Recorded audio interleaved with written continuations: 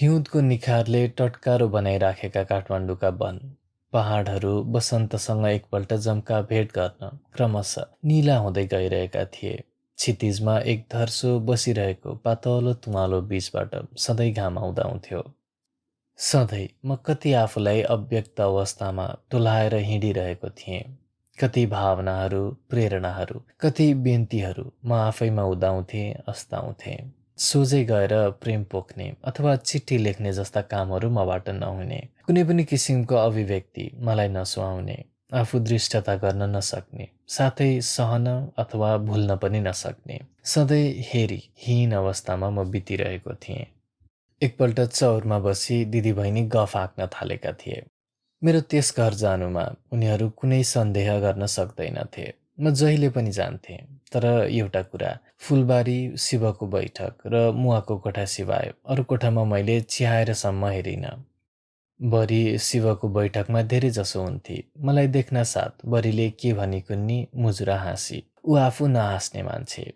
सुनगावाको झ्याङ छेउछाउतिर डुल्ने बहाना गर्दै म उनीहरूको कुरामा ध्यान दिइरहेको थिएँ। बरीले चिच्याएर भनी, "सियोगजी, यता आउनुहोस् त।" म नजिकै गएँ। बरीले ठट्यौली अभिव्यक्ति दिँदै भनी, "आजभोलि तपाईँलाई के भएको छ हँ?" मुजुरा नहुँदी हो त भन्ने थिएँ। मलाई के भएको छ भनी उसले लगातार भनिरहेकी थिए। "कालै डढिसक्नुभयो। रक्सी मात्र कति खानुहुन्छ कुन्नी? आँखा हेर्नुहोस् कस्ता राता राता भइसके। ओठ किन त्यस्तो निलो भएको नि? निलो तुतो जस्तो।" मुजुरा आफैलाई थाम्न नसकेर कोल्टो परिसकेकी थिए।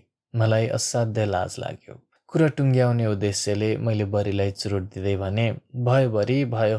भन्न पाए भन्दैमा तिमी मनपरी भन्छौ।" तर बरीको अन्तिम वाक्यले मलाई मर्ममा हिर्काइसकेको थियो। मायालाग्दा आँखाहरूले बरीलाई हेर्दै भने, "हिजो सकेट नाच ल्याएको थियो। रातभरि हेरेर बसिरहेँ। रक्सी पनि बढ्ता पिएको थिएँ।" पछिल्लो वाक्य चाहिँ मनमनमा भने, "ओहो, सकेट नाच पनि जागराम बसेर हेर्नुभएको?" "होइन, जागराम बस्नको निम्ति सकेट नाच हेरेको।" "सियोग दाइलाई पनि जागराम बस्ने रोग लागेको छ कि?" मुजुराले भुइँतर्फ हेर्दै भनी। मेरा मायालाग्दा आँखाहरूमा कति पीर देखा परिसकेको थियो। सकम्बरीमा यो बुझ्ने क्षमता कहाँ? साथै बुझोस् पनि किन? त्यही हावभावमा ऊ भनिरहेकी थिए, "आजभोलि सुट पनि फेरि फेरि लगाउनुहुन्छ? कुन्नी है सुयोगजी, बुढेसकालमा के गर्न आँट्नुभयो?" एउटा मार्मिक शब्द, सायद आइरोनी शब्दको उत्थान यस्तै स्थितिबाट भयो होला। खल्तीबाट चुरोट झिकेर सल्काएँ, एउटा बरीतर्फ बढाएँ। आफ्ना पहेँला औँलाहरूले उसले चुरोट च्याप्प समाती। मैले सम्झे, कहाँ लगेर कसरी विवश बनाउन सकिन्छ यो स्वास्नी मान्छेलाई? कुन तत्त्वले पगाल्न सकिन्छ यसलाई? अर्थात् कुन तथ्यले छुन सकिन्छ? के मेरो जीवन बरीसँग यस्तै एउटा मृगतृष्णाको साइनोमा अल्झिरहने हो? के म सधैँ काकाकुलको तिर्खामा भौतारिरहनु पर्ने हो? कति निर्दो भइसकेँ म। खोइ मेरो सामर्थ्य। मलाई सोध्न मन लाग्यो, "बरी, तिमी कोसँग विवाह गर्छौ? तिमीले कसलाई रुचाएकी छौ?" तर जहाँसम्म मलाई विश्वास छ, भविष्यपट्टि ऊ त्यति निर्दिष्ट छैन। ऊ पनि आफूभित्र एउटा ढुङ्गा नै छ। शिव आइपुग्यो। हामी फेरि बैठकमा गएर गफ गर्न थाल्यौं। मलाई विश्वास लाग्न थालिसकेको थियो। सायद शिवले मलाई एउटा रक्सी खाने साथी मात्र बनाएको थियो। मसँग आत्मीय हुनुको उसको अर्को कुनै स्वार्थ थिएन। तर घरमा स्वतन्त्र रूपले हेलमेल हुन दिएकोमा लाग्थ्यो, कहीँ मुजुराको जिम्मा लगाइदिने सुर त होइन यसको? हुन सक्छ र नहुन पनि सक्छ। कुरै कुरामा त्यो दिन शिवले बरीलाई, "अब यो वर्षभरि घरमा राखेर कलेज पढाउने। तेज ऊ यसै छ, बिए पास गरिसकेपछि बिहे गरिदिने" भन्ने कुरा गर्यो। एउटा धेरै भलाद्मी शिक्षित मान्छेको खोजीमा ऊ छ। यो थाहा पाएपछि म आफू बसेको कुर्सी जस्तै जड भएर बसिरहेँ। हीनताको अनुभवले म राम्ररी कुरा पनि गर्न नसक्ने भइसकेको थिएँ। फुलबारीमा पर्खदै गर्छु भन्ने बहानाले म बाहिर निस्केँ। ढोका अलिक यता शिरीषको रुखको ओझेल परेर बरी बसिरहेकी थिए। धमिलो साँझको एक लिप्टो छायामा कालो सारी लगाएकी ऊ एउटी भावना जस्तै आफूमा टोलाएर बसिरहेकी थिए। यदि यो स्थितिमा म पनि उसको धेरै नजिक बसेर रौँहरूलाई सुमसुम्याउँदै भनिरहेको हुँदो हुँ, "तिम्रो निम्ति विवश भएर बाँचेको यो जीवन डेथ भ्यालीमा घर्सेको भन्दा चर्को भइरहेछ बरी। तिमी जीवनदान दिनुमा कति विश्वास राख्छौ? यस्तै के मलाई ऊ बसेको धमिलो छायामा उसँगै एक मन शरीर भएर बिलाइजान मन लाग्यो, हराइजान मन लाग्यो। सम्झे यो अवश्य मृगतृष्णा होइन, यो त ठोस सत्य हो। लम्के भने पाउन सक्छु, पुग्न सक्छु, तर यो क्षणिक भ्रममा म पर्न सक्दिनँ। म त आफैलाई गिज्याइरहेको थिएँ, व्यङ्ग्य गरिरहेको थिएँ।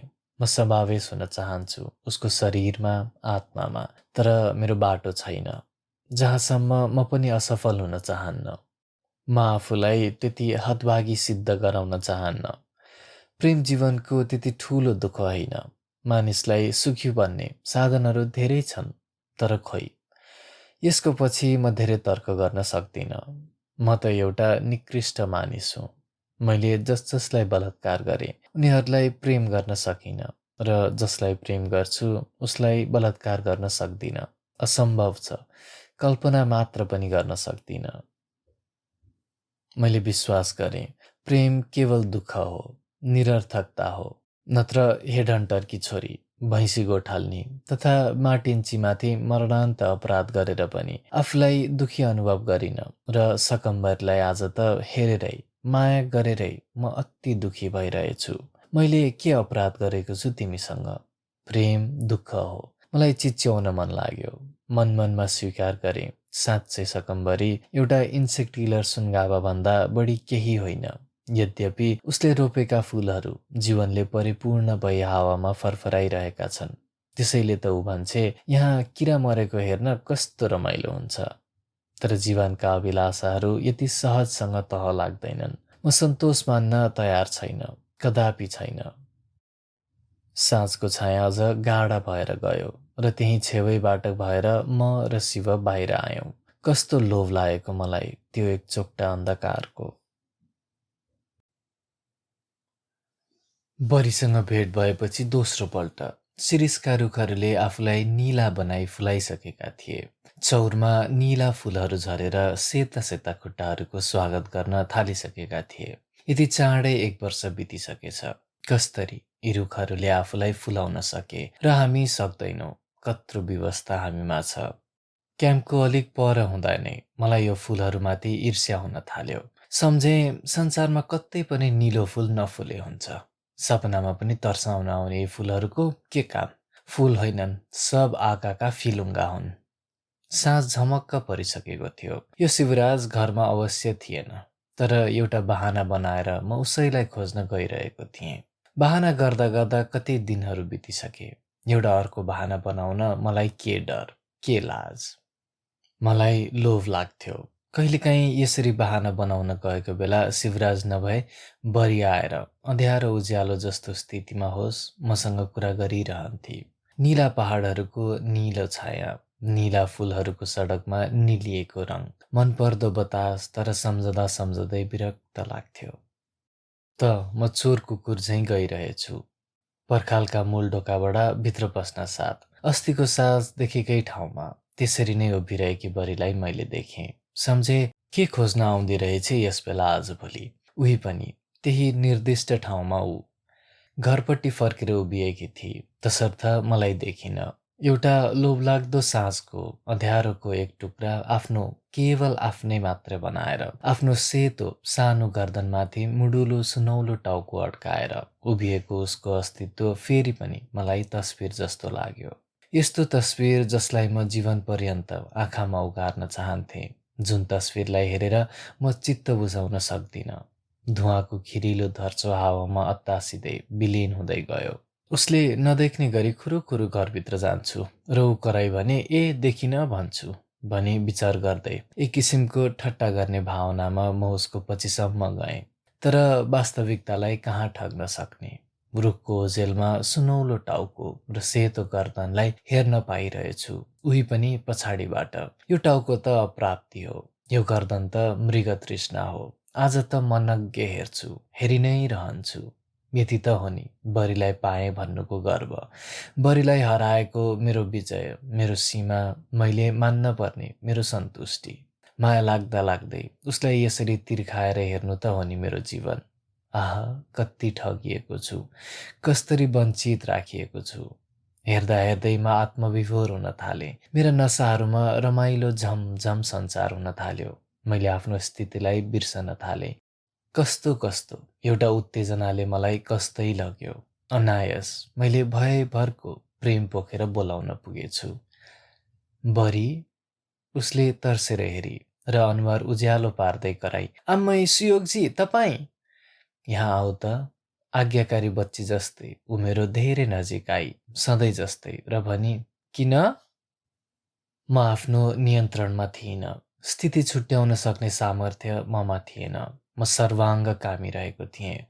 आवेशमा आएर मैले उसको सेतो गर्दन अठ्याएर उसको कमलो ओठमा मही खाइदिएँ र आत्मतृप्तिको अनुभव गर्नै नपाई मलाई मोहले छोड्यो। डरलाग्दो सपनाबाट बिउजे जस्तै म पसिनाले निथ्रुक्क भिजेको थिएँ। मुटु कामिरहेको थियो। के गर्ने? स्थितिलाई साट्न सकिँदैन। त्यो दृष्टतालाई अब फिर्ता लिन सकिँदैन। मलाई चक्कर लाग्न थाल्यो। शिरीषको रुख लगायत सकम्बरीलाई साना साना देख्न थालेँ। एकपल्ट भयभरको बलले आफूलाई नियन्त्रित पार्दै मैले बरीलाई हेरेँ। ऊ पनि टोलाइरहेकी थिए। म तर्सिएको थिएँ, एउटा कुकुर जस्तै, एउटा बोका जस्तै, आउने जस्तोसुकै अपमान तथा प्रतिक्रिया सहनलाई। अरू मेरो उपाय नै के थियो र? वास्तविकतासँग स्पष्ट एकपल्ट खेल्नलाई म तयार बसिसकेको थिएँ। उसको आँखाको भाव पढ्ने सामर्थ्य ममा आइसकेको थियो। चस्माभित्रबाट गहिरिएर मलाई हेरिसकेपछि बरी लमक लमक गई। ढोकामा ओझेल भई। त्यो आँखाको हेराइ नौलो हो, एकदम नौलो। मैले कति स्थितिमा उसलाई देखिसकेको छु, तर यी आँखाहरूमा होइन। के गरेर हेरेकी हो बरीले मलाई? किन त्यो अभिव्यक्ति सोझो मुटुमा गएर बित्छ? किन उसले विरोध नगरेकी? किन झम्टेर नआएकी? किन नचिच्याएकी? किन हल्ला नगरेकी? म अन्तर्द्वन्द्वमा बौला हुन खोजेँ। म माथिको आकाश नै सम्पूर्ण हल्लेको जस्तो मलाई लाग्यो। म प्रश्नमाथि प्रश्न गरेर उल्टो खुट्टा फर्केँ। कस्तो अनौठो, ऊ सरासर घरभित्र पसी के गर्न आँटेकी हो उसले? म सम्झँदै हिँडिरहेँ उसको आँखाको भाव। त्यो समर्थन 100% होइन, विरोध पनि होइन, क्रोध पनि होइन, लाज पनि होइन। यही हुन सक्छ सायद। उसले भन्न खोजेकी थिए, सुयोगजी, मैले तपाईँबाट यो आशा गरेकी थिइनँ। अवश्य ऊ जिल्लिएकी हो। के मैले उसो भए उसको जीवनभरि साँचिराखेको आस्थामाथि आक्रमण गरे त? के मैले एउटी चोखी र अभिमानी स्वास्नी मान्छेलाई आफ्नो स्पिरिटले डढेको निलो तुथो जस्तो ओठले बिटुल्याइदिएँ? के मैले फेरि अपराध गरेँ, पाप गरेँ? त्यो स्थिति पनि कुनै निष्कर्षमा पुग्नै नसक्ने स्थिति थियो। आफैलाई सान्त्वना दिएँ, जो हुनु भइगयो, अब पश्चाताप गर्नुको के अर्थ? यति न हो, म उनीहरूका आँखाबाट धेरै तल खस्छु। शिवको दृष्टिमा एउटा विश्वासघाती र हीन मानिस सिद्ध हुनेछु। सकम्बरी थुक्छे मलाई। मेरो पो सत्य प्रेमको आवेग, पहिलो प्रेमको आवेग। बरीको त मर्यादाको प्रश्न छ, आत्मसम्मानको प्रश्न छ। अब जे आइलागे पनि सहनु परेको छ। बरीले भन्छे आफ्नो दाइलाई, र शिव अनि के हुन्छ कुन्नी। एक मनले सम्झे, यति विधि आफैलाई खसाएर हेर्ने हो र? हुनसक्छ बरी कसैलाई केही नभन्दी हो र एकान्त पारेर मलाई सोध्दी हो, सुयोगजी, अस्ति तपाईँले मलाई के गर्नुभएको? किन? त्यस्ती फर्साइली पहिलो परिचयमा नै उखरमाउली हुन आएकी। के ठेगान सहजसँग यो घटनालाई जीवनमय तुल्याउँदी हो। त्यसपछि आफ्नो मन उद्दाङ्ग पारेर म बताइदिनेछु कि साँच्चै म तिमीलाई प्रेम गर्छु। तिमीप्रति मेरो को विचार छैन। कति महिनादेखि पिल्सिएर म तिमीलाई यही कुरा त भन्न खोजिरहेको थिएँ। यति त थाहा पायो तिमीले कि कस्तो विवश अवस्थामा मैले तिमीलाई चाहेर आइरहेको छु। कति निर्दो बनेर म तिमी कहाँ आश्रय खोज्दै आइरहेको छु। तिम्रो जित हो, मेरो हार। आधी आउन लागेको कालो बादलको बीचमा एक धर्सो उज्यालो झिलिक्क देखे जस्तो एउटा क्षीण आशाको रूपमा एक कुरा विचारे। मन कता कता हलुङ्गो भयो। रात परिसकेको थियो। म निरुद्देश्य भौतारिँदै लम्पसार तन्केर गएको सडकमाथि हिँडेर छुटकारा खोजिरहेको थिएँ। लाग्थ्यो यो सडक कहिल्यै नसिद्धियोस्, यो स्थिति कहिल्यै नबदलियोस्। यसैमा गाभियोन् वास्तविकता र जीवन। बिजुलीको लट्ठाहरू एक एक गर्दै ओझेल हुँदै थिए। अँध्यारो उज्यालो, उज्यालो अँध्यारोको जुलुस जस्तै मलाई व्यङ्ग्य गर्दै अघि बढिरहेको थियो। सम्झे आज जीवनमा सबभन्दा बढी निकृष्ट भएको छु, सबभन्दा बढी दुखी भएको छु। त्यही हो मेरो सबभन्दा बढी हीन अवस्था। सहरको हल्लीखल्ली, सर्भिसको ओहोर दोहोर र म एउटा टाढाको भट्टी पसलमा आश्रय लिन पुगेँ। जे होस्, आज त शिवराजलाई भेट्नु हुँदैन। मेरो भोलि निष्ठुरता साथ आयो। त्यसै किसिमले बित्यो। मैले घरबाट निस्कने आँट गरिनँ। दिनभरि ओछ्यानमा गुटमुटिएर बसिरहेँ। आँखा झन् राता राता भएका थिए। सम्झे यस्तो पोख्न नसकिने पीरहरूको शिकार कहिले नबन्नु। मान्छे एउटा पर्दा नभएको कोठा जस्तो खुला हुनुपर्छ, तब खुसी भइन्छ। तर पोख्ने पनि कसरी यी महत्त्वहीन कुराहरू? यो जीवन यस्तो ठाउँ हो जहाँ सन्तुष्टिको एउटा परिधि खिचेर हामीले बाँच्नुपर्छ। सडकमा पछारिएर अलपत्र परेका अनुभूतिका प्रत्येक टुक्रालाई स्याहार्दै जानुपर्छ, स्वीकार्दै जानुपर्छ। यस्तै हो यो जीवन, हामीलाई गुनासो गर्नु छैन। तर यसको विपरीत मैले सन्तुष्टिको परिधि खिच्न सकेको थिइनँ। म एउटा अवरोधहीन जीवन जिउन चाहन्थेँ। तर विगतमा मैले जीवनलाई त्यति गहिरो माया गरेर छोडेको थिइनँ र त्यो दुःखद परिणामलाई त्यही सहजता साथ स्वीकारेर लत्याउनु मेरो सामर्थ्य थिएन। त्यो सीमामा म पुगेको थिइनँ। हुन त म जस्तो शून्यतामा खारिएर निस्किसकेको मान्छेले सन्तोषको घेरा हालेर आफूलाई त्यसभित्र थुनुवा पार्नु कुनै असम्भव थिएन। तर त्यो परिस्थिति अर्कै। यसो भनौँ, म तयार भइनँ। साँझ म निस्केँ, निरन्तर पस्रिएको सडकमाथि सधैँको रमिता हेर्दै। नयाँ सडकमा टनाटन भिड भइसकेको थियो। विभिन्न मोडलका मानिसहरू आफै आफू कुन्नी कसरी अभ्यस्त हुँदै बाँच्दै गइराखेका। तर प्रत्येक व्यक्तिलाई मैले न्यास्रो देख्न थालेँ। सबै अव्यवस्थाका शिकार छन्, तर व्यवस्थित हुन जानिसकेका। मैले सम्झे म पनि एउटा व्यवस्थित मानिस भए यहाँ एउटा कुनामा अटाउनुपर्छ। कसलाई कर लाग्छ हाँस्नु, बोल्नु, खानु र बाँच्नु। यो व्यवस्था हो र हामी यहाँ अभ्यस्त भइसकेपछि त्यो अभ्यस्तता नै हाम्रो जीवनको गतिशीलता भएर जाँदो रहेछ। मलाई अटाउने ठाउँ यद्यपि छँदैछ र हुँदै जानेछ, जसरी तसरी। के हो र मेरो समस्या? समस्या लेखिएका अखबारहरू, समस्या लिपिएका अनुहारहरू गाभिएका छन् आपस्तमा। म छुट्टै कहाँ छु र? समस्याको पनि यहाँ व्यवस्था छ। यही एउटा व्यवस्था जीवन हो। यही एउटा अव्यस्तता जीवनको गति हो। म गहिरिँदै गइरहेको थिएँ, काला काला टाउकाहरूका माझमा। म पिपलको बोटनिर आइपुगेको थिएँ। एउटा चुरुट सल्काएपछि धुवाँ उडाउँदै प्रत्येक आउने जानेलाई केलाउँदै आफैसित छुटकारा पाउन थाले। एकछिनलाई मस्तिष्क हलुङ्गो हुन थालिसकेको थियो। एउटा रिक्सावालाले भयभरका अश्लील शब्दहरू दोहोऱ्याएर छेवैको बुट पालिस गर्ने केटालाई गाली गरिरहेको थियो। यसो हेरेँ, उसको अनुहारमा अगाध सन्तुष्टि थियो। सम्झे व्यक्त गरिरहेको छ आफूलाई, त्यसैमा सन्तुष्ट छ, चाहे त्यो गाली नै किन नहोस्। एउटी टुरिस्ट ठिटी आफ्नो सुनौलो मुडुलो टाउको एक किसिमले हल्लाउँदै आउँदै थिए। पछि पछि चुरुटको मुस्लो धुवाँ निकाल्दै उसलाई पछ्याइरहेको एउटा भुरा मगन्थे। सुनौलो टाउको र धुवाँले एकसाथ मलाई छुटकाराको संसारदेखि यथार्थमा पछार्यो। मैले उनीहरूलाई धेरै परसम्म हेरिरहेँ। बत्तीको प्याजी रङको लाइटमा नयाँ सडकको रात बिस्तारै लठारिँदै थियो। रात हो, तर मेरो हेराइले समातेको वातावरणभरि अँध्यारो कतै थिएन। अँध्यारोको कुनै अर्थ छैन। दिउँसो हामी अँध्यारोको सिर्जना गर्न सक्दैनौँ। रातभरि हामी डुलेर पिएर हिँड्न सक्छौँ। यस्तो भइसकेको थियो काठमाडौँ। यहाँ रात बिरात सडकमा मानिसको टाउको हराउँदैन। म धेरै बेर लगातार चुरोट तानेर त्यहीँ उभिरहेँ। मानिसको भिड छाटिन थालिसकेपछि भूगोल पार्कमा केही बेर बसेँ। वरिपरिका बार र रेस्टुरेन्टहरूले निम्त्याइरहेका थिए, तर त्यहाँबाट पनि आज मलाई भाग्नु परेको थियो। केही समय बिताएपछि घडी हेरेँ र सम्झे शिवराज यस बेला हतारिँदै घर जान्छ। सायद गइसक्यो होला। हुनसक्छ आज आएर पनि। म ढिलो ढिलो हिँडेर बारमा चियाउन पुगेँ। बियर र विस्कीको बाससँग सम्मिलित भएर आएका बोतल र गिलासको आवाज, रक्स्या भाषा, रक्स्या उच्चारण। टेम्पोमा पुगिसकेकाहरू, कोही बसेरै, कोही अल्छी नमानी उठेर देखाइरहेका सेक डान्सका आफ्ना पाराका मुद्राहरू। बारभित्र व्यवस्थित युगको व्यवस्थासँग कतै नखुम्चेर र नबिग्रेर बसेका थिए। सम्झे यहाँ पनि यिनीहरू आफैलाई व्यक्त गरिरहेका छन्, सेक डान्सका जथाभावी मुद्राहरूमा। तर मेरो दिन म कसरी पनि व्यक्त हुन सक्दिनँ, केही पनि बहाना गर्न सक्दिनँ।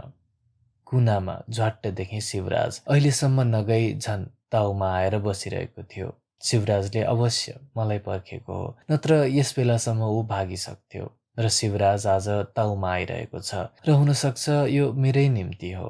जे होस्, स्थितिलाई साट्न सकिँदैन। मलाई देख्न साथ शिवराजले जोसिएर भन्यो, आउनु सुयोगजी, तपाईँकै प्रतीक्षा थियो। म झसङ्ग भएँ। शिवराजले झन् जोसिएर भन्यो, आज ढिला गए पनि हुन्छ, बरीलाई सन्चो छैन। यस्तो बेला ऊ कोठाबाट बाहिर निस्कन्न। बरीलाई सन्चो छैन? यसले मलाई ठिक त्यही स्थितिमा कति पनि छोएन।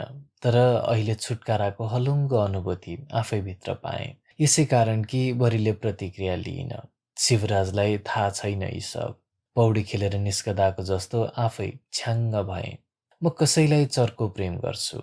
उसको मन भएको, उसको सिङ्गो शरीर, जसमा सम्पूर्ण उसलाई पाउनको निम्ति मैले जीवनलाई चाहिने भन्दा बढी अल्मल्याइसकेको छु। र छ्याङ्ग हुनु र छुटकारा पाउनु मेरो उद्देश्य होइन, लक्ष्य होइन, उपलब्धि होइन। यी सब अचेतना टाँसिएर बसेको भए तापनि त्यो आवश्यक स्थितिमा मैले सबै बिर्सेको हुँ। जे होस्, त्यो एउटा मिठो छुटकारा थियो। बरी र मेरो बीचमा केही भइसकेको छ र म संसारदेखि भाग्न खोजेको कदापि होइन। यसो भन्न सक्दिनँ पनि। यसले होइन कि भागेर जाने ठाउँ छैन, तर मलाई एउटा प्रतिक्रियाको लोभ थियो। शिवलाई आज स्वाभाविक पाउँदा मैले सोचेको हीन प्रतिक्रियाको निकै ठुलो चोइटा खस्केर गयो। मैले राम्रै सपना देख्न थालेँ। बरीलाई सन्चो छैन, यो कुनै विशेष कुरा भएन। सम्झे शिवराज पनि यो अवस्थालाई साह्रै विधि मेल खाने मान्छे हो। केही नहुनुमा यो मानिस त्यसै त्यसै भाग्छ, अर्थहीन भाग्छ, वास्तविकतालाई पहिले पन्छ्याउँछ, आफूलाई बिर्साएर बाँच्छ। बरीलाई सन्चो नहुनु उसको पनि आफ्नो पाराको छुटकारा रहेछ। के ऊ बरीदेखि पनि भाग्छ? यथार्थमा भाग्न ऊ चाहँदैन। वस्तुतः पटाक्षेपमा गजधममा बसेको जीवन नाउँले परिचित एउटा अपरिमित दुःखको, जसको एउटा जबरजस्त अस्तित्व छ। आफ्ना बाँचिरहेका क्षणहरूलाई उसले त्यसको छुटकारा स्वरूप मानेको छ। तर तर के जीवन जस्तै छुटकारा मात्रै हो र? के त्यो जड अस्तित्वको हामी हाराहारी होइनौँ र? मुखामुख छैन र? यसो भनौँ, काखैमा छैनौँ र? यदि हो र पनि बाहनाको मुकुण्ड ओढेर शिवराज त्यो अस्तित्वलाई बिर्सन खोज्दै एउटा छुटकारामा बाँच्छ भने निस्सन्देह उसले बाँच्न जानेको छ। उसले व्यवस्थित बनाइसकेको छ आफूलाई, आफ्नै छाँटले, आफ्नो पारामा। निष्कर्षमा पुगे, यो पनि आत्मविस्मृतिको एउटा विशेष साधन हो। शिव जोगी हो, महात्मा हो। अकस्मात मुखमा ज्योति दिन ल्याएको गिलासलाई स्वीकार गर्दै मैले रक्स्या शिवराजका साना साना आँखाहरू हेरेँ। शिवराज रक्स्या हो र म पनि। क्रमशः गिलासहरू खाली हुँदै गए। शिवराज सक्रिय भइसकेर पनि शिथिल हुन थालिसकेको थियो। म भर्खर सक्रिय हुँदै थिएँ।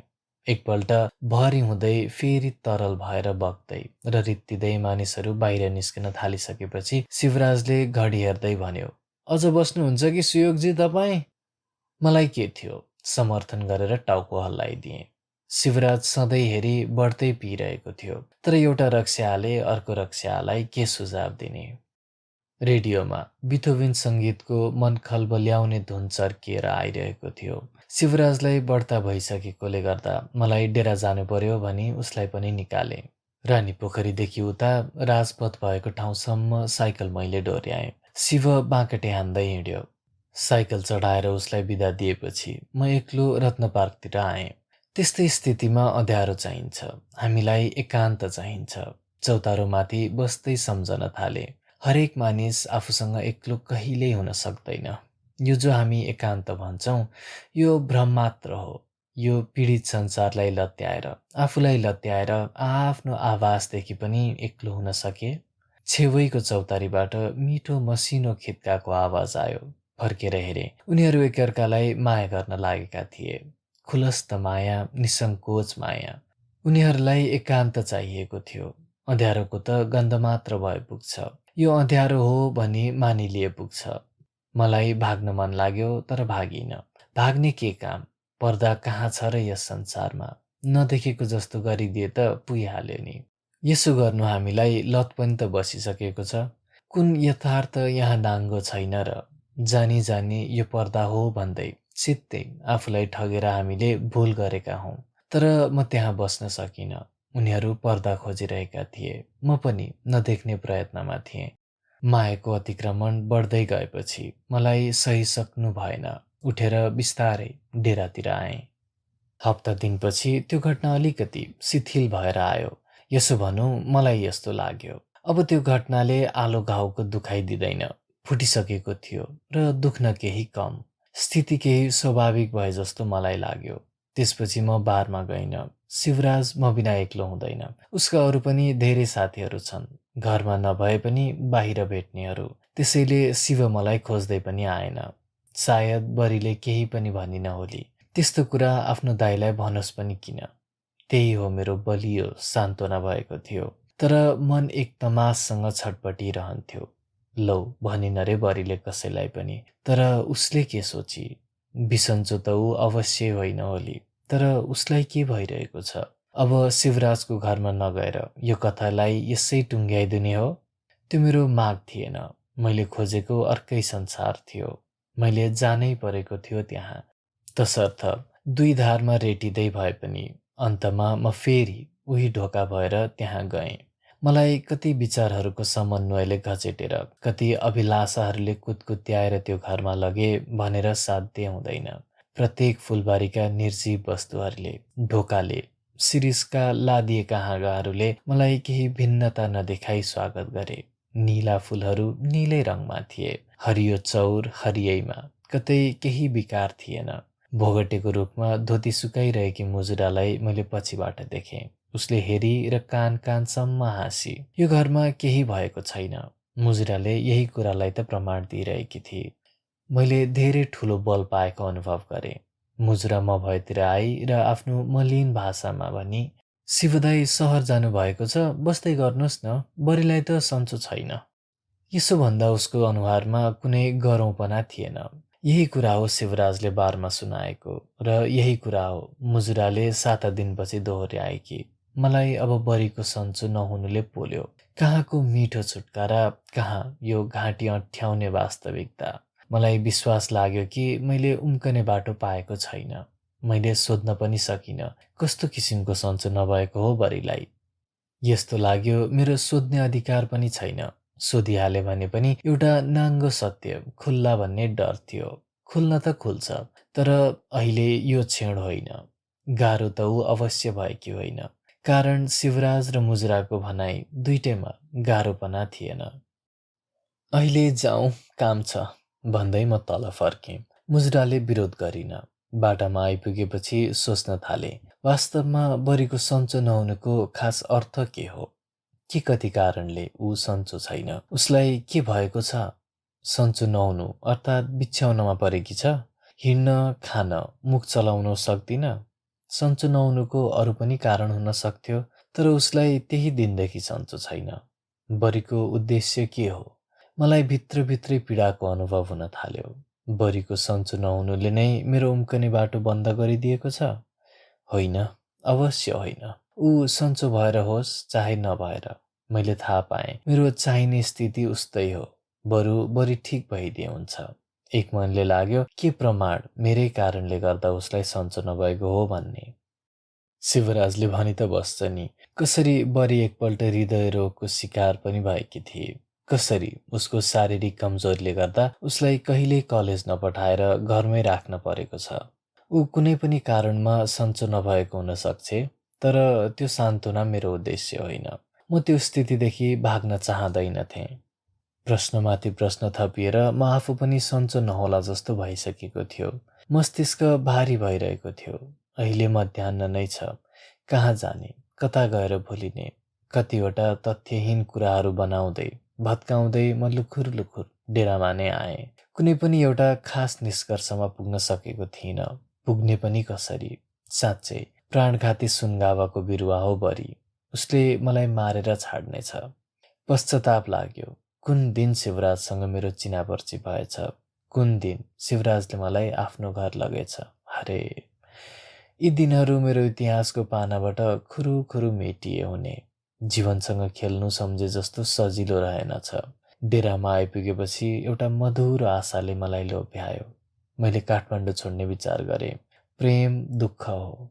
मेचमा आँखा चिम्लेर बसेपछि मैले देखेँ ऊ आफ्नो निकोटिन लागेका औँलाहरू हल्लाउँदै भन्दै थिए, आफ्नो निम्ति फुल्ने, आफ्नै लागि फक्रिने। मर्नु जस्तो एउटा बाध्यतालाई स्वीकार गर्नका निम्ति भँवरासँग लाप्पा खेल्नै पर्छ।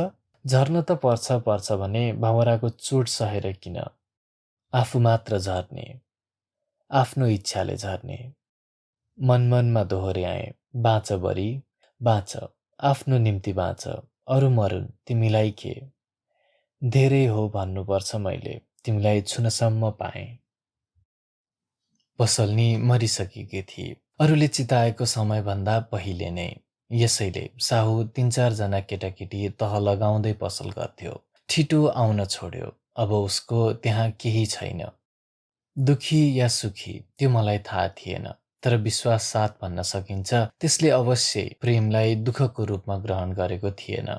उसको प्रेम कुन सीमासम्म निस्सार थियो भन्ने कुरा उसलाई ज्ञान थिएन। पसलनी आफूलाई खेलाउँदा खेलाउँदै मरी, राम्रैसँग मरी। अब त्यो पसलभित्र खापाको ओझेल र छिडीको अँध्यारोले आफूलाई फुक्का अनुभव गरेको थियो। अब लुकाउनु पर्ने वस्तु त केही थिएन। सम्झन थालेँ, प्रेमको मूल्य छैन। जस्तो यो छिडीको अँध्यारो र खापाको ओझेल उनीहरूको प्रेमको मूल्य होइन। जस्तो मेरो भित्रभित्रै भुटभुटिएर खरानी हुनु मेरो प्रेमको मूल्य पनि होइन। मलाई लाग्यो म कुनै प्रवञ्चनामा त छैन। मैले आफैलाई त विश्वासघात गरिरहेको छैन। यी सब जो सपना जस्तै बितेर गए, म त्यसलाई अस्वीकार गरौँ? अस्वीकार गरिदिए म खुसी हुन सक्छु? असम्भव। स्वीकार गरेर पनि के सुखी छु अहिले? कुन भावना त्यहाँ सारपूर्ण छ? मानिस कहाँ सुखी छ? कुन मानिस सुखी छ? के बौलाएँ भने सुखी हुन्छु? के म आत्महत्या गरेर सुखी हुन्छु? मलाई छातीभरि उकुस मुकुस भएर आयो। उठेर पानी खाएँ। कोठामा ओहोर दोहोर गरेँ। पुराना प्रत्येक घाउहरूले पालै पछि बेसकन पोल्दै ल्याए। बरीलाई छोएर मैले राम्रो काम गरेको होइन। म भाग्छु, अवश्य भाग्छु। मलाई कराउन मन लाग्यो। मानिस जहिले पनि विवश छ। गालाका जीवनहीन धर्साहरू हाँसिएको मरन्च्यासे हाँसोमा मेरो निम्ति सधैँ एउटा मार्मिक अर्थ खुल्थ्यो। तर त्यो मानिस म हुन सकिन, जसले एउटा पर्दा अघि निर्विरोध आएर शिवलाई भन्न सक्थ्यो, मैले तिम्रो बरीलाई तिम्रो विश्वासको विरुद्ध हत्या गरिदिइसकेको छु र तिम्रो विश्वासको विरुद्ध बरीले आफ्नो आस्थालाई चकनाचुर पारिसकेकी छ। मलाई लाग्थ्यो यो बरी सन्चो नहुनुको एउटा चर्चा, जसले कुहिरो भएर बरी र मलाई प्रत्यक्ष, शिवराजलाई अप्रत्यक्ष रूपले बेरेको छ। सायद त्यो कहिले फाट्दैन र हामी कहिले एउटा पर्दा उघारेर एकअर्कालाई हेर्न सक्दैनौँ। के हाम्रो अन्त्य पनि यसरी नै हुन्छ? म झस्कन्थे र विचार गर्थे, शिवराज किन बरीलाई त्यसरी माया गर्छ? के यो मायालाई मस्तिष्कबाट खोतलेर मिल्काउन सकिन्न? हामी एकअर्काको म्याग्नेटको तानातानमा किन अड्न परेको छ? हाम्रो अस्तित्व आफ्नो अस्तित्वमाथि अडेर कायम रहन सक्दैन? किन हामीलाई अरूको हुनुको चेतना भइरहन्छ? किन हामी सधैँ दुखी छौँ? सित्तै शिवराज बरीलाई माया गर्छ। कति निरर्थक छ उसको माया। सट्टामा बरीले के दिन सकी र उसलाई? 1 दिन, 2 दिन, हप्ता र महिना त्यसै खुस्किएर गयो। हामीमा कुनै प्रगति देखिएन। बरी बिरामी भइसकेकी छ। कारण नभएको बिरामी, अर्थात् उसले कसैलाई केही भनिन। शिवको भनाइअनुसार मैले लक काटेँ, ऊ बाँच्न खोज्दिरहेछ, तर जीवनलाई हेला गरेर, जिउनुको विश्वासलाई लत्याएर। बरी खान्छे, बोल्छे, सुत्छे, तर ऊ बिरामी छे। शिवराजले बरीको निम्ति कति उपायहरू गरिरहेको छ, तर सबै निरर्थक सिद्ध भएका छन्। शिवराजको अठोट थियो बरीलाई जसरी हुन्छ निको तुल्याउने। सधैँ झै उसको बैठकमा आउने, समय बेसमय कुरा गरिदिने। तर स्थिति शिवराजको इच्छाको पनि विपरीत गइरहेको थियो। अन्त्यमा शिवराजले निर्णय दियो, सुयोगजी, बरी अब मान्छे होली जस्तो लागेन। मधेस लिएर जान्छु। सायद हावापानी केही असर पर्न सक्छ। त्यसबेलाको उसको आँखाको अभिव्यक्तिलाई साँच्चै रोएको भन्न सकिन्थ्यो। यही अभिव्यक्तिमा उसले फेरि भन्यो, "बरीलाई केही भइहाल्यो भने म बाँच्न सक्दिनँ। साँच्चै म आत्महत्या गरिदिनेछु।" बिजुलीको करेन्ट लागे जस्तो मेरो स्नायु केन्द्रमा शिवराजका कामेका शब्दहरू थर्किएर गए। मैले उसलाई हेरे मात्र, मानौ म एउटा पशु हुँ। म उसको मर्म बुझ्न सक्छु, तर भाषा बुझ्न सक्दिनँ। र मर्मले केही फर्काउन सक्छु, तर भाषाले होइन। अबको ताली बरी जो मधेस जाने सम्भावनामा थिए, त्यो बरी मेरो स्थिति अघि व्यङ्ग्य, उपहास, एक्लोपना र रिक्तोपना भएर आइन। अब ऊ मधेस जानुमा कुनै पिर छैन, यसकारण कि म एकदम पनि दृष्ट हुन सके भने उसलाई रोक्न सक्छु। अब म खास समस्याहरू बीच आफै गाँठो पर्न थाले। बरीलाई केही भइहाल्यो भने शिवराजले आत्महत्या गर्नेछ। जब यो विचार मेरो मस्तिष्कमा दोहोरिन्थ्यो अनि म शब्दहीन पशु जस्तै शिवराजको अघि बसेर भुइँ कतारिरहेको आफूलाई पाउँथे। जीवनभरि अपराधी र निकृष्ट रहेको मलाई बरीले कुनै दिन कुनै पनि छेड चिन्ने छैन। यो सम्झदा आफूलाई एउटा धेरै जिउँदा लासहरूलाई पचाइसकेको अँध्यारो इनारले आकाशतर्फ सम्झौताको निम्ति हेरिरहेको जस्तो पाउँथे। अझ सबैभन्दा मेरो विवश समस्या त्यही थियो, अर्थात् कि कस्तो विवश र दयनीय अवस्थामा पुगेपछि म आवेगको शिकार हुन पुगेँ। र त्यो जो बरीले अमानुषिक सम्झेकी होली मेरो उसप्रतिको कुनै अपराध होइन, पाप होइन। के बरीले कहिल्यै यो रहस्यलाई थाहा पाउने छैन? पिर लाग्थ्यो। यति त थाहा पाउनुपर्छ बरीले कि म कसरी उसको निम्ति मरेर हिँडेको छु। नैसर्गिकताको यदि कहीँ अस्तित्व भए त्यो त्यही क्षण हो। ईश्वरताको पनि कुनै अस्तित्व भए त्यो त्यही क्षणमा गएर समावेश हुनुपर्छ। मैले खुल्न पाउनुपर्छ। म भित्र विरोध भरिएर आयो र निर्णय गरे, म जान्छु र स्वीकार गरिदिन्छु भन्ने छु बरीलाई। बरी, मलाई एक क्षणको निम्ति बुझिदेऊ, कुनै पनि एउटा कोणबाट बुझिदेऊ, म सन्तोष लिनेछु। बिर्सिदेऊ, मैले एकान्त पारेर तिमीलाई छोइदिएको छु। बिर्सिदेऊ, त्यो कुनै मनमा ज्ञान गाड्नुपर्ने घटना होइन। बिर्सिदेऊ, हामीमा केही भएकै थिएन।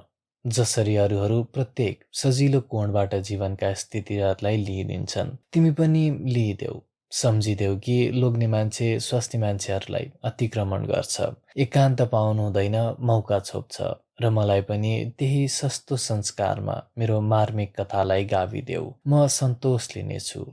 कि क्षमा गरिदेऊ मेरो दृष्टतालाई, कि शिवसँगै खुलस्त भएर मलाई अभिशाप देऊ, चाहे शास्ति, म स्वीकार गर्न तयार छु। तर बरी, यो तुवालोले फाट्नै पर्छ। औ अन्धकारबाट हामी उन्मुक्त हुनै पर्छ। मैले अवश्य यही निश्चिततामा रातलाई जसोतसो काटेँ। फेरि शिरीषका नीला फूलहरू क्रमशः झर्न लागेका थिए, करबलले हाँगासँगको आफ्नो मियादलाई पूरा गर्दै। भर्खर पानी परेर उग्रिएको दिनको बिहानी एउटा सफा मन जस्तै आफैमा सन्तुष्ट थियो। त्यो घर त्यस्तै थियो, त्यो चौर त्यस्तै, ती प्राणघाती सुनगावाका फूलहरू त्यसरी नै हावामा हल्लिरहेका थिए। सम्झना आयो यही एक चोक्टा जमिनमाथि एउटा अनौठो चित्रकला जस्तै बिहान धुवाहरूको माझमा बरीको सुनौलो टाउको थियो। कस्तो जीवनले पूर्ण थियो त्यो दिनको उसप्रतिको रहर, र आज कस्तो विवस्था हो यो। बाहिर कोही थिएन। म अन्तिम निर्णयमा पाउन अन्तिम आश्रयको, उही पनि विश्वासमा होइन, आशामा आफ्नो बाँच्ने दिनहरू टेकाउन गइरहेको थिएँ। मूल ढोकामा शिवराजको भान्से बाहुनी के गर्न लागेकी थिई कुन्नी मलाई देख्न साथ झसङ्ग हुँदै भनी, "काजी, बरी मैयाको आज बिहान स्वर्गे भयो।" त्यसपछि आँसु र किक्लिक किक्लिकको गाँठोसँग शब्द पचाउँदै उसले के भनी अनि मैले टाढा भन्ज्याङबाट थर्किँदै आएको जस्तै ती शब्दहरूका सारांश यति बुझेँ, यति नै सुने। मध्यरातमा बरी मुटुको ढुकढुकी बढेर सुस्त भएकी थिए। कोही डाक्टरहरू समयमा नपाउँदा शिवराजले उसलाई अस्पताल लगेको थियो र आज बिहान उसको स्वर्गे भयो। एकछिन, केवल एकैछिन मलाई आफ्नो गति रोकिए जस्तो लाग्यो। एकछिन मैले केही सोच्न सकिनँ। मस्तिष्क सम्पूर्ण रित्तो भइदियो। स्वाभाविक भइसकेपछि सर्वप्रथम सम्झेँ, सकम्बरीको अस्तित्व अब यो संसारमा छैन। डरलाग्दो सत्य, सकम्बरीको मृत्यु भइसकेको छ। कठिन वास्तविकता। त्यो अपमिरित दुःखको जड अस्तित्व जसलाई हटाएर हटाउन सकिन्न, जसलाई अनेक अलङ्कारहरूले सिँगार्न सकिन्न र जसलाई आदर्श भावनाहरूले छोप्न सकिन्न। बरीको मृत्यु एउटा विश्वास, एउटा सत्य। म रन्थनिँदै सुनगावाहरू झुन्ड्याइएको पर्खालतिर गएँ। कलिला प्याजी फुलहरू हावामा हल्लिरहेका थिए। एउटा चुरुट छल्काएपछि विचार गर्न थालेँ। ममा अब कुनै समस्या छैन। अब दृष्ट हुनुको मेरो कुनै अर्थ छैन। अब ममा कुनै छटपटी र उकुस-मुकुस छैन। मैले सकम्बरीलाई मारे। मैले सकम्बरीलाई दिउँसै बलात्कार गरेँ। बरी मेरो सत्य प्रेमको आवेगलाई एउटा बलात्कार सिद्ध गरेर मरेकी छ। मेरो इतिहास यस्तै छ। मन मनै भन्न थाले, यो बलात्कारलाई प्रेमको उद्वेग मान्न सारा संसार त के परी म आफै पनि तयार छैन। यस दुःखद जीवनको अन्त्य मृत्यु हो र त्यसपछि हाम्रा भावनाहरूको कुनै पनि अस्तित्व छैन। हामी एकअर्कामा स्पष्ट हुन सकेनौँ र कहिले सक्दैनौँ पनि। यस जीवनको पछि एउटा महाशून्य छ। अब केही पनि चिताउन्न। सब निरर्थक छन्। तिमी एउटा अन्धकारमा निसासिएर मर्यौ र कुन दिन म पनि मर्छु। यही हो तिम्रो र मेरो जीवनको मूल्य। मेरी सकम्बरी एक दिन खुब फुर्ती लगाएर भन्थ्यौ कि जीवनमा ती सुनगावा जस्तो तन्तु राख्न पर्छ। खोइ आज तिमीले के गर्यौ? बरु राखेकी छु भन्ने विश्वासमा तिमीले मलाई मारेकी भयौ हुने। मलाई किन मार्न सकिनौ? त्यो पनि कत्रो आइरोनी थियो तिम्रो र मेरो जीवनको। आज त तिम्रा ती सुनगावाका पातहरू मेरो आँखामा ओठ ओठमा टाँसेर लगु जस्तो लाग्छ। निस्सार जन्मेकी तिमीले मलाई पनि निस्सार छोडिराख्यौ। अब तिमी शिवलाई आत्महत्या गर्न बाध्य गराउने भयो। मेरी सकम्बरी अब मलाई शरीरभरि खोपेर हिँड्न मन लागेको छ। जीवन असफलता हो। यो जीवन दुर्भाग्य हो। मानिस यसै पनि दुखी छ, उसै पनि दुखी छ। सधैँको रित्तो हात, रित्तो मन फर्कने अभ्यस्त मान्छे म रित्तै फर्किएँ। शिरीषका रित्तिएका हाँगाहरू आफ्ना रित्तोपनलाई स्वीकार गरेर उभिएका थिए। धुवाँको गुजुल्टोभित्र एउटा सुनौलो टाउको, दुई निकोटिनले पहेँलिएका औँलाहरू सजीव झैँ मेरो अघि अघि गइरहेका थिए। एउटा कार्टुन शरीर आफ्नो सानो गर्दन देखाएर हिँडिरहेका र म कैला रौँहरूलाई खेलाउने रहरसँग एउटा सिङ्गो मानिसको सम्पूर्ण मानसिकता हराएर नपाएर फर्किरहेको थिएँ। मेरा क्षणहरू हुनसक्छ घिस्रिरहेका थिए, तर छिटो छिटो म हिँडिरहेँ। यो त्यस्तै दिन र त्यस्तै रात हो। यो त्यही बार हो र यो त्यही शिवराज हो। शिवराजले आत्महत्या गरेन, व्यवस्थालाई स्वीकार गरेको छ। ऊ अभ्यस्त भइसकेको छ। पहिलेको हेरी शिवराज आधा मासु भएको छ। बढ्ता पिउँछ। ऊ निरर्थक भाग्ने प्रयास गर्छ, तर उसलाई भागेको जस्तो लाग्दैन। यसो भनौँ उसले भाग्ने ठाउँ पाउँदैन। मानिसमा माया र भावनाको हत्या भइसकेपछि मानिस बाँच्छ र मानिस एउटा मसिनभन्दा बढी केही होइन। यही सत्यलाई हामी, शिव र म दुवैले आफैमा प्रमाणित गरिरहेका छौँ। बरी एउटा अमूल्यहीन मृत्यु मरेकी छ र शिवराज र म सारहीन जीवन बिताइरहेका छौँ। अब शिवराजको भाग्नुको अर्थ छ उसलाई अब छुटकाराले होइन वास्तविकताले अँगालेको छ र मैले वास्तविकताहरूलाई पचाइसकेको छु र अहिले सन्तुष्टिको एउटा परिधि खिच्न सकेको छु। शिव र मेरो बीच अझ त्यो पर्दा बाक्लिएर बसेको छ, तर म खोल्न चाहन्न, किनभने अब यसको अर्थ छैन। कहिलेकाहीँ बरीको प्रसङ्ग शिवराज आफैले उठाउँछ र भन्छ, सुन्नुभयो सुयोगजी, बरीलाई आज मैले सपनामा देखेको थिएँ। मलाई किन बरी मरेको जस्तो लाग्दैन। त्यसपछि ऊ एक गिलास एकै सासमा उडाइदिन्छ। एउटा शब्दहीन पशुको व्यवस्था ममा यद्यपि छँदैछ, तर त्यस व्यवस्थालाई अब परिभाषा लगाएर आफैलाई अमूल्याउनुको पनि कुनै अर्थ छैन। शिवराज यो जीवनको व्यवस्थामा राम्रै व्यवस्थित भइसकेको छ, तर उसलाई यसको चेतना छैन। म सचेत छु, अब म बरीको सम्झनालाई हेलै पचाउन सक्छु। गिलासभित्र दुईवटा गहिरा काला आँखाहरू देख्छु। एउटा मुडुली टाउको देख्छु, पिइदिन्छु र सन्तुष्ट हुन्छु। मेरा आफ्ना औँलाहरू निकोटिनले पहेँलिसकेका छन्। ती सधैँ म हेरिरहन्छु र सन्तुष्ट हुन्छु। बरीको अस्तित्व छैन र सम्झन्छु यहाँ प्रेमको पनि अस्तित्व छैन। एउटा निस्सार संसारभित्र म बाँचिरहेको छु र सधैँ स्वीकार गर्छु म एउटा महाशून्यभित्र बाँचिरहेको छु।